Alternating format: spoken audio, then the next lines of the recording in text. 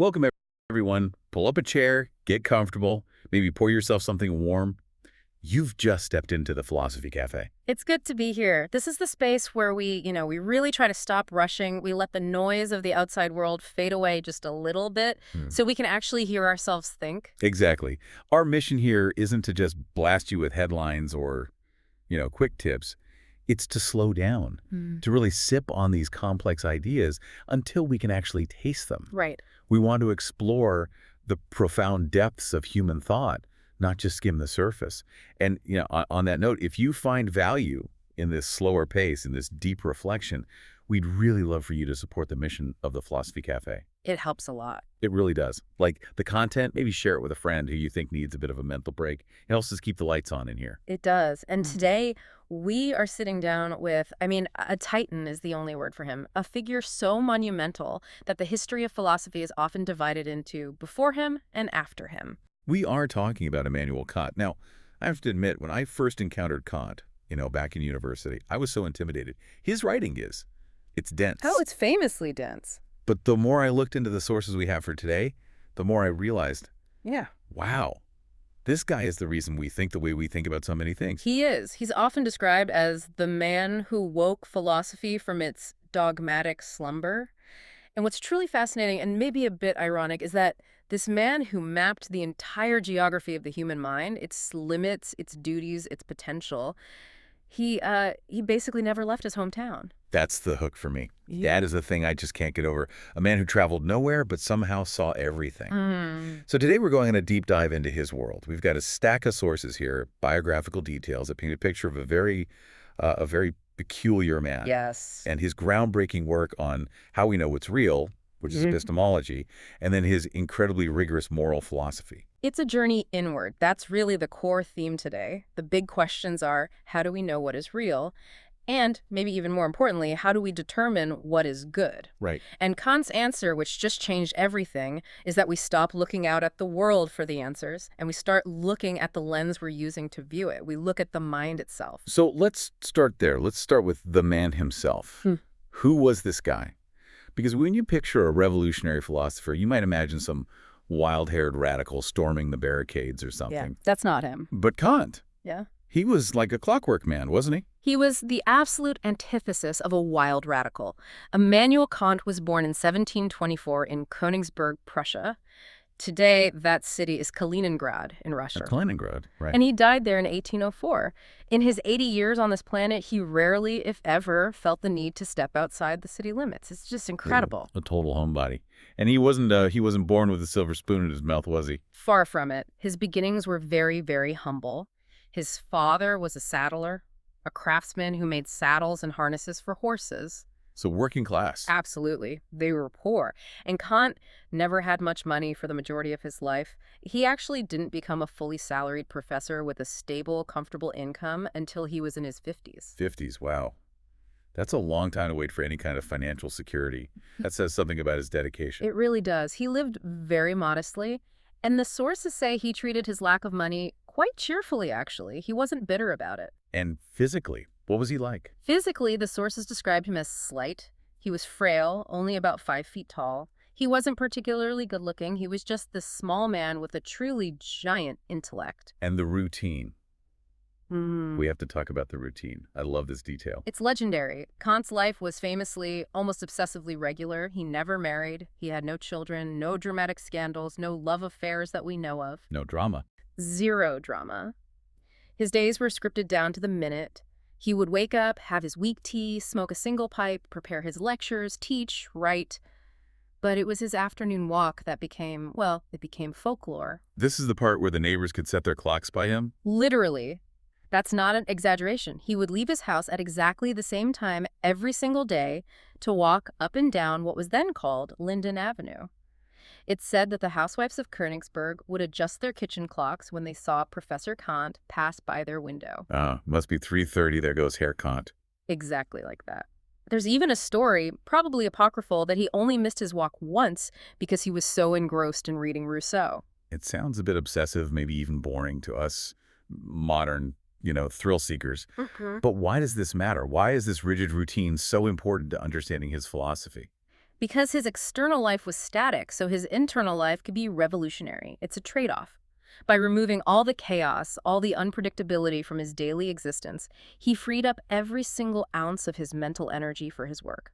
So no energy wasted on deciding what to eat or where to go. None. He devoted absolutely all his time to philosophy. He wasn't distracted by travel logistics or relationship drama or, home repairs.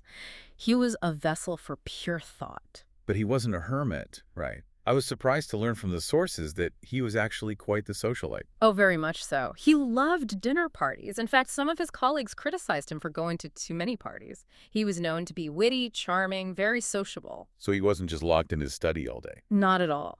And when he finally had his own house and could host, he established a very strict protocol for his dinner parties. Rules for a dinner party. Yeah, That sounds so perfectly Kantian. it is. It was all designed to ensure social harmony and, he believed, good digestion. It had 3 phases. Okay, lay them out for us. Here- Phase 1. Phase 1, the news. You exchange stories about what's happening currently, market prices, local politics, a little bit of gossip. This warms everyone up. It's the appetizer. Light conversation. Okay, what's phase 2? Phase 2, reflective discourse.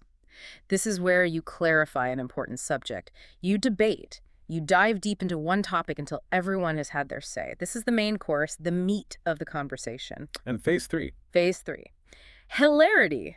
You must end with humor.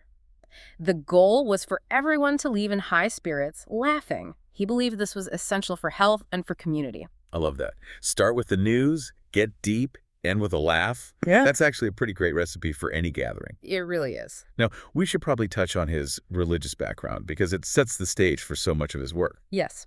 His parents were pietists, which is a very strict sect of Protestantism. They were deeply, deeply religious. I mean, Kant himself wasn't later in life. No, later in life, he did not hold to those classical religious beliefs. He was a man of the Enlightenment through and through, but, and this is crucial, he was not anti-religious. That's a key distinction we see in the sources. He wasn't trying to destroy faith. Not at all. He respected how religion helped his parents cope with the incredible hardships of their poverty. He saw how it promoted social cohesion and gave people hope, but he believed that mixing philosophy with religion was a dangerous mistake. Why? He wanted to separate them. He put faith and logic into 2 completely different domains.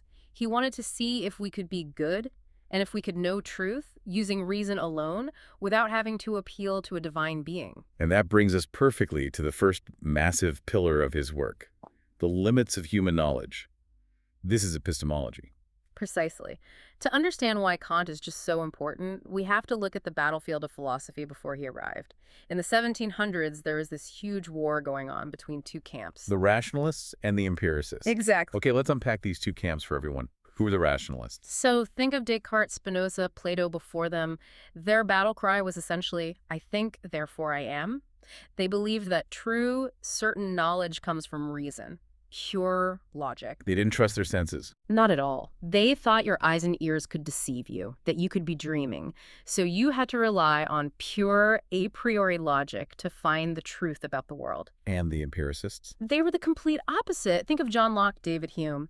They argued that the mind at birth is a blank slate, a tabula rasa. Right. They believed that all knowledge comes from sensory experience. If you haven't seen it, touched it, or tasted it, you can't possibly know it.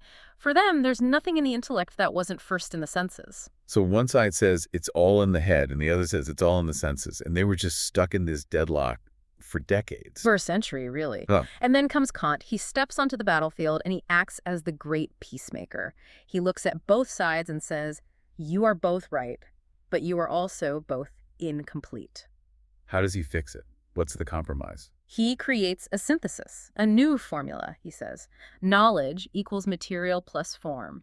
The material is the sensory experience. That's the raw data from the world that the empiricists loved. But the form is the mold, the structure that our mind provides to organize that data. That's the reason that the rationalists loved. You need both. He has that famous quote about this, doesn't he? He does. Thoughts without content are empty.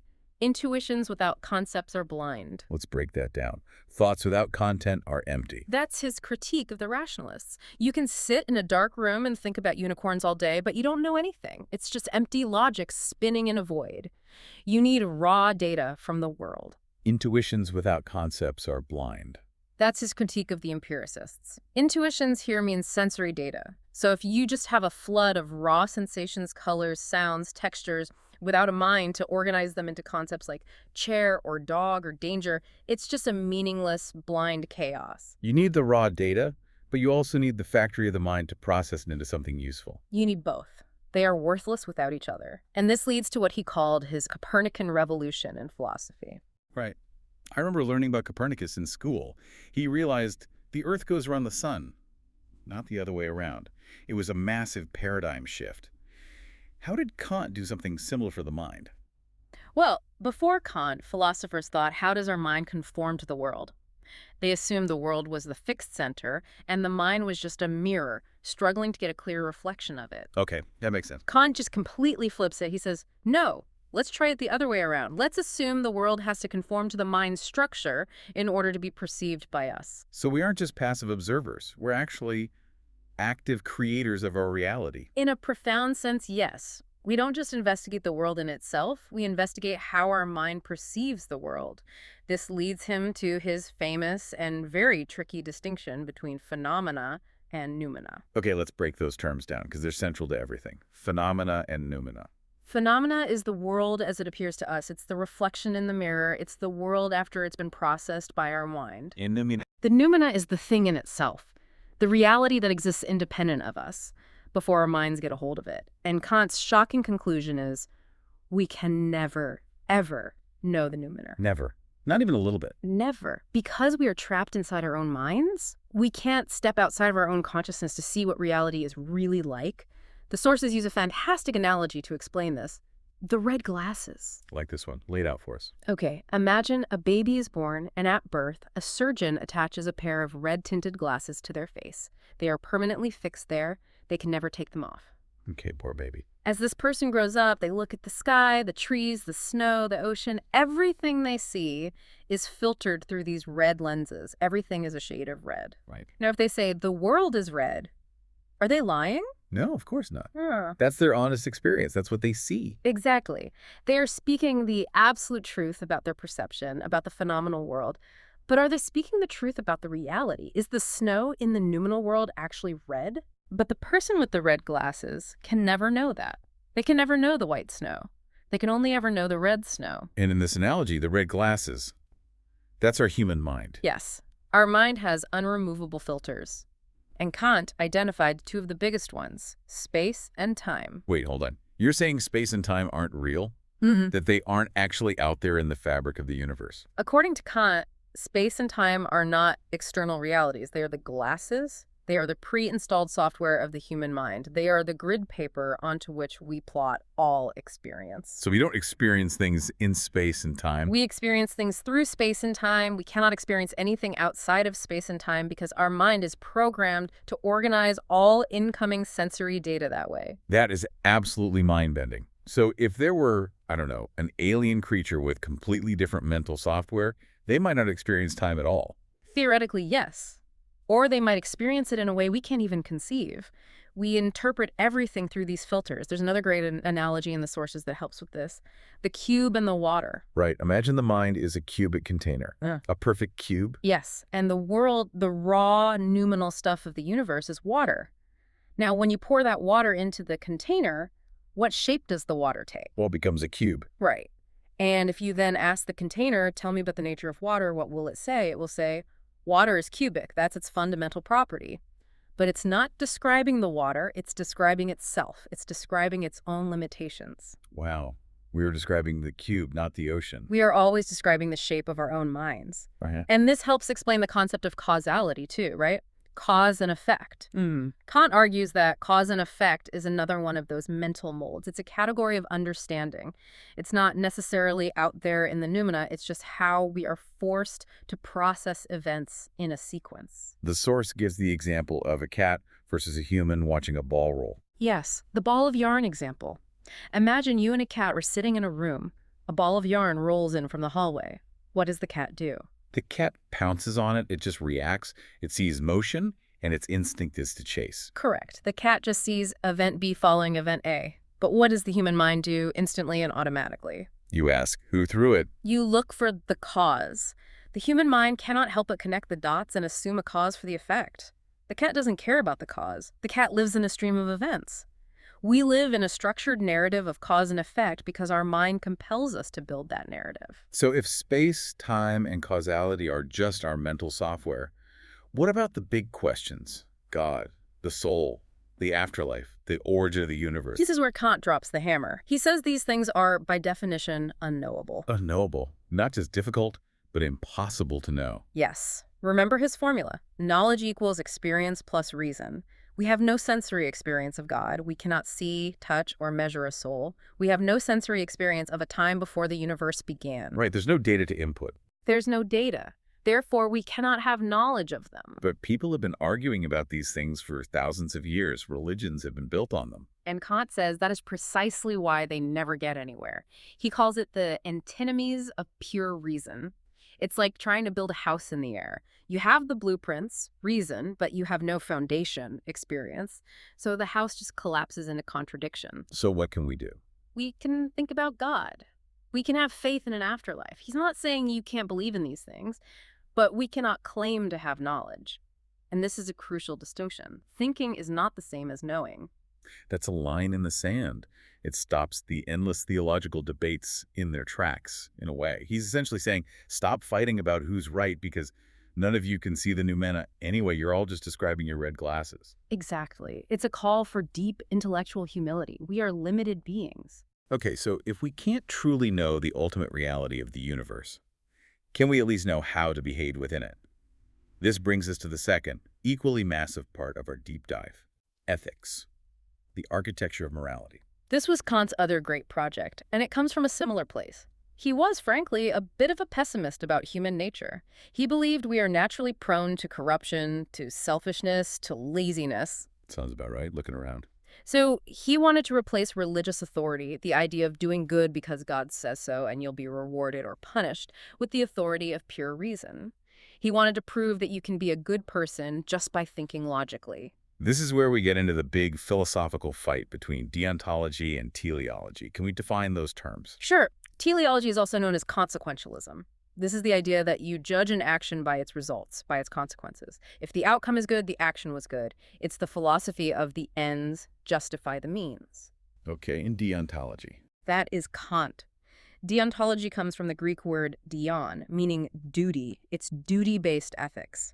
Actions are inherently good or bad in themselves, regardless of the outcome. The consequences are irrelevant. The consequences are irrelevant. That's a hard pill to swallow. It is. The sources bring up a really modern and kind of spicy example to illustrate this. The tennis star, Novak Djokovic. Yes, this is a fascinating application of Kantian thought found in our source material.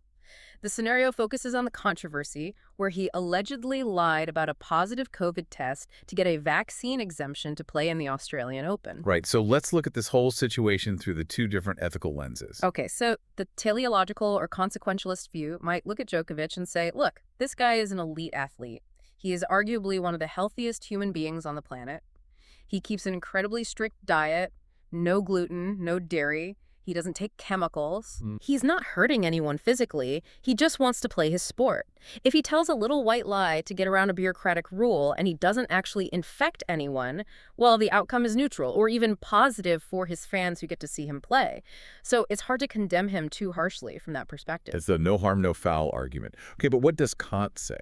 Kant just looks at the situation and says, he lied. End of story. Lying is inherently wrong. It doesn't matter that he's healthy. It doesn't matter that he's a tennis god. It doesn't matter if no one got sick from it.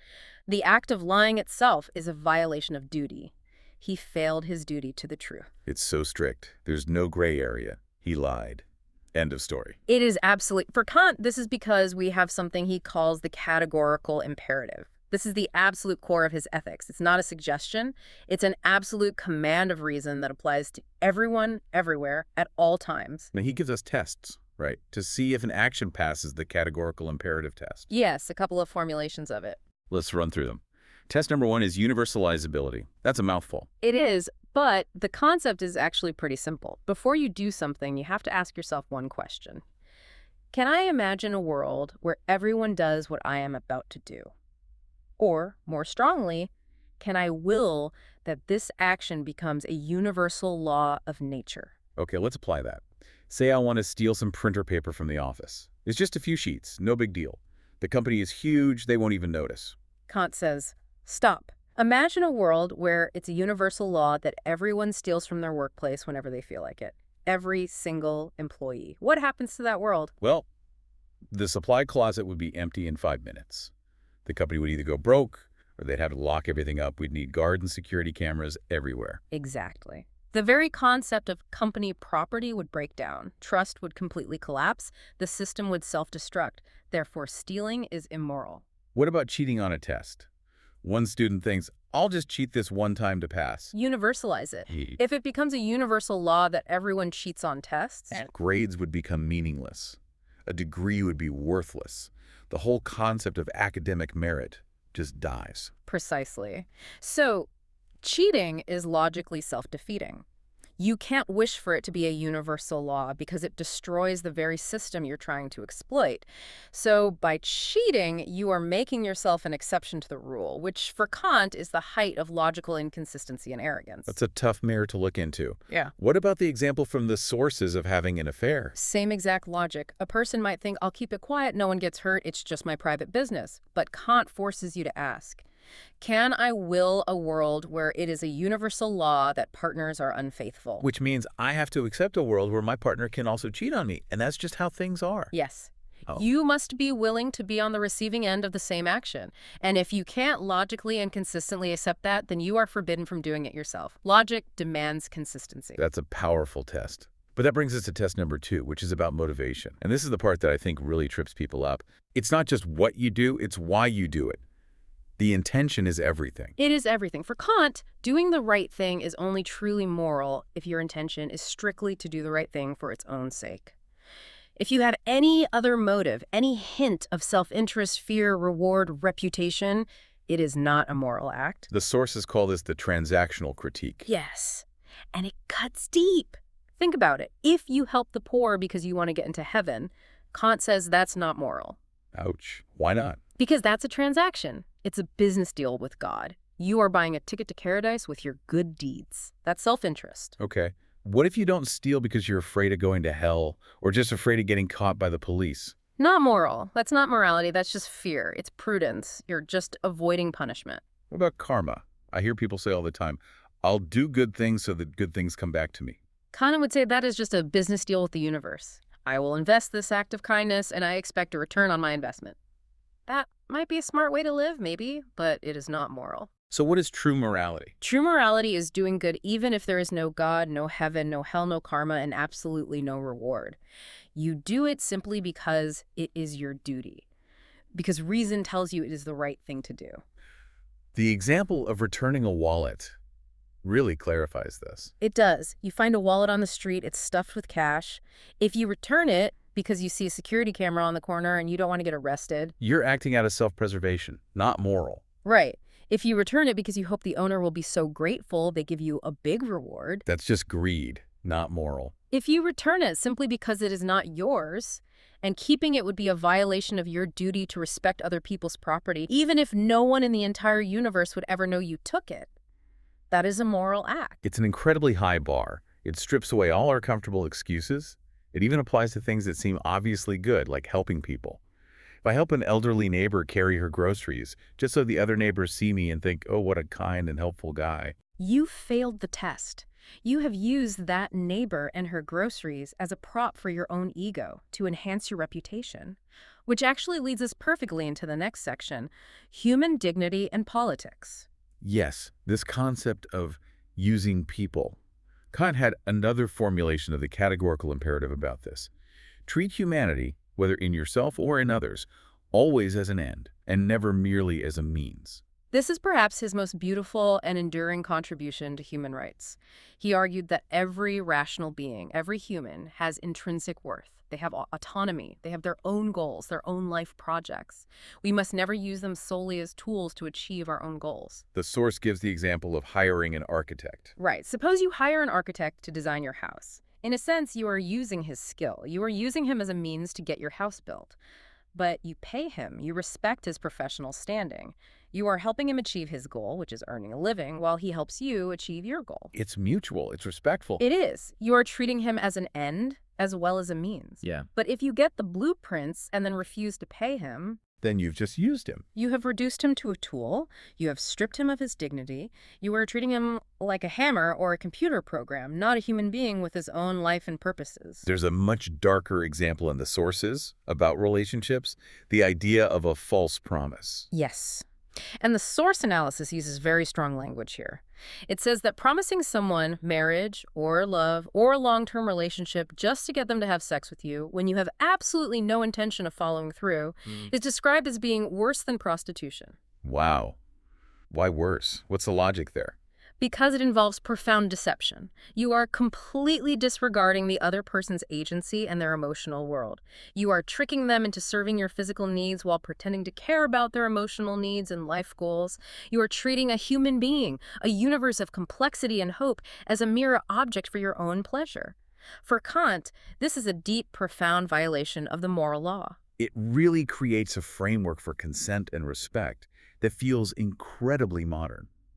And this extends into his politics, too. He talked a lot about freedom, but not in the way we usually think of it today. No, not at all. Today, especially in the West, we often think of freedom or liberty in a libertarian sense. Don't tread on me. Don't tell me what to do. I should be able to do whatever I want as long as it doesn't hurt anyone. Right. It's a free country. Kant says that it's not freedom. He would say that's a kind of slavery. A slave to what? A slave to your passions, a slave to your biology and your whims. If you just follow your every impulse, I want to eat that entire cake, I want to sleep in and skip work, I want to get angry and yell at this person, you are not free. You are being controlled by the animal part of you. So what is real freedom? True freedom, for Kant, is ruling yourself. It is autonomy. Auto means self, nomos means law, giving the law to yourself. We are only truly free when we choose to act according to reason, because reason is what makes us uniquely human. Freedom is obedience to a law which we prescribe to ourselves. So the government's role isn't just to leave us alone to do whatever we want. No. Kant believed the state should be the institutionalized best self of the people. The government should represent the rational element in all of us. Its job is to create the conditions, through laws, education, public institutions, where we can all be our most reasonable, dutiful selves. Freedom is not the absence of government. It is a state that represents the rational element in us. That's a very different take on liberty. It's rigorous. I mean, everything with Kant is so rigorous it feels like a lot of work. Duty, reason, logic. Did he have any room for, I don't know, joy? Or wonder? Or beauty? I am so glad you asked. Because late in his life, in 1793, he wrote his third great critique, the Critique of Judgment. And this is where he brings in beauty and aesthetics. The sources say this acts as a kind of bridge. It does. He recognized that human life is this constant struggle between duty, our rational side that tells us what we should do, and pleasure, our passionate, animal side that tells us what we want to do. And that struggle is exhausting. Right. Kant believed that the experience of beauty helps bridge that gap. How does it do that? He talks about the concept of disinterested pleasure. Disinterested. That sounds kind of bored or detached. No. In this context, disinterested means without a selfish agenda. When you look at a beautiful rose or a sunset over the ocean or a swallow in flight, you don't want to eat it, you don't want to own it, you don't want to sell it. Right. You just appreciate it. You just let it be. And in that moment of pure appreciation, you step out of your ego. You step out of your selfish desire to possess and consume. It is a moment of pure, unselfish contemplation. So beauty actually trains us to be less selfish. That is exactly the function of beauty for Kant. It is a quiet, insistent reminder of our common universal being. It pulls us out of our petty, individual concerns. A peasant and a prince can both look at a beautiful pattern on a seashell and feel the exact same sense of awe. It equalizes us and connects us to something larger than ourselves. And what about art? Human-made beauty. Kant believed art should embody ethical ideas. It should provide us with vivid symbols of good conduct. Since we are flawed, wayward creatures, we need art and stories to keep our better nature in view. It inspires us to be better without lecturing us. It's a gentle guide. So we have the biography, the epistemology, the ethics, the politics, and the aesthetics. I mean, it's a massive, all-encompassing system. But we have to be fair. It's not perfect. The sources point out some serious critiques. Absolutely. There are very valid critiques. And the biggest one by far is the rigidity problem. Kant's system is very binary. It's all zeros and ones. Lying is wrong, period. Stealing is wrong, period. This brings us to the famous Gestapo at the door scenario. This is the classic counter-argument, and it's a powerful one. Imagine you are living in Nazi Germany in 1943. You are hiding a Jewish family in your attic. The Gestapo knocks on your door, and the officer asks point blank, "Are you hiding any Jews in your house?" The categorical imperative says, do not lie. Right, because telling the truth is a universal duty. But every bone in our body, our every moral intuition, screams that this is monstrously wrong.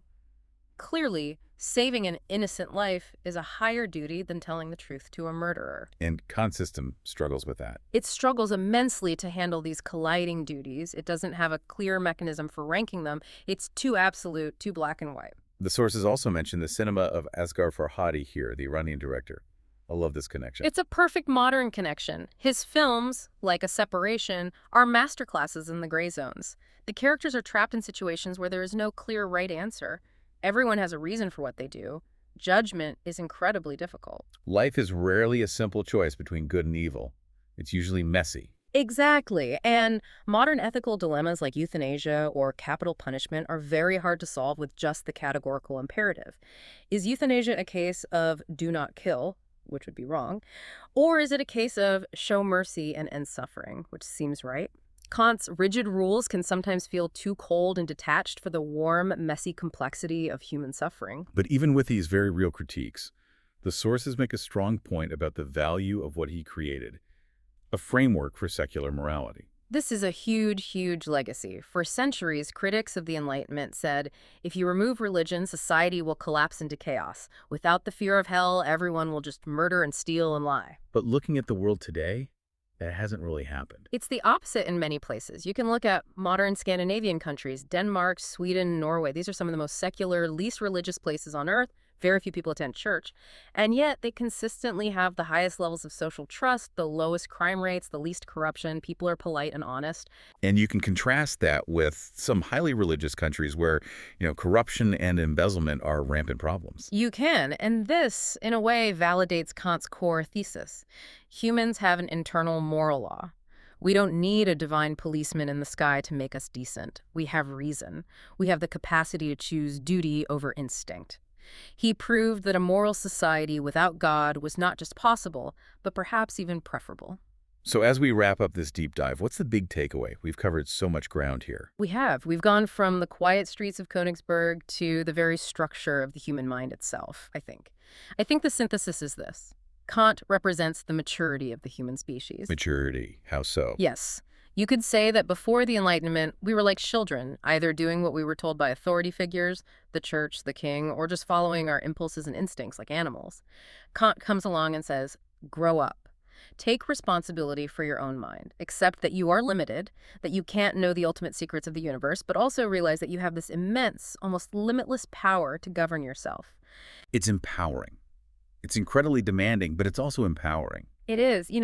Nietzsche, the philosopher who came after Kant and criticized him a lot, had this funny nickname for him. He called Kant the Great Chinese. The Great Chinese. Why on earth would he call him that? It was a bit of an insult, but also a backhanded compliment. It was a reference to his complex, convoluted, almost alien language and the intricate, labyrinthine structure of his thought like a Mandarin bureaucracy of the mind. I can see that. But despite all that complexity, the final message is actually pretty simple. Be the best, most rational version of yourself. Not for a reward, not to get into heaven, not for a medal or for praise, but because that is what it means to be a free and dignified human being. That's a powerful place to land. It really challenges us to look at our own choices today. When you do something good, why are you doing it? Are you making a transaction or are you just doing your duty? And when you look out at the world and feel so certain about something, just take a moment and remember you might be wearing red glasses. Be humble about what you think you know. Listeners, thank you so much for spending this time with us here at the Philosophy Cafe. We really hope this deep dive gave you something to chew on. Indeed.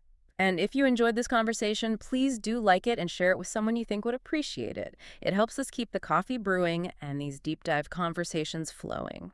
We'll be back soon with another journey into the mind. Until then, have a reflective day. Take care.